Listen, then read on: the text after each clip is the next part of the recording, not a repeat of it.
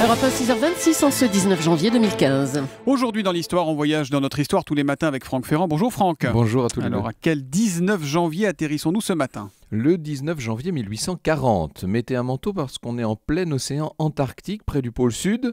Deux navires français tentent de se frayer un chemin au milieu des icebergs et d'un seul coup surgit une montagne de glace. Le chef de l'expédition, Jules Dumont d'Urville, vient de découvrir la terre Adélie. C'est la première fois qu'on voit cet endroit-là, bien sûr. Mais que fait-il là-bas, ce Dumont d'Urville ? Disons qu'il sert les intérêts stratégiques de la France. Les Anglais s'intéressent à cette région du monde, donc les Français aussi. Dumont d'Urville se trouvait en Tasmanie quand il a appris que les Anglais faisaient cap au sud, alors il fait hisser les voiles à son tour.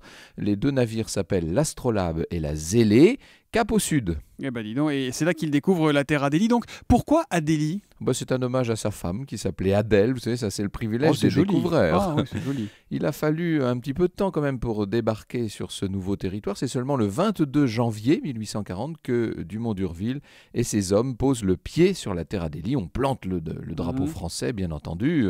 Et là, on peut dire que les Américains et les Anglais ont été distancés. C'est, j'imagine, un Dumont d'Urville qui rentre au pays en héros, Franck ? Oui, il devient contre-amiral, on lui donne toutes sortes de médailles. Il va pouvoir se reposer tranquillement.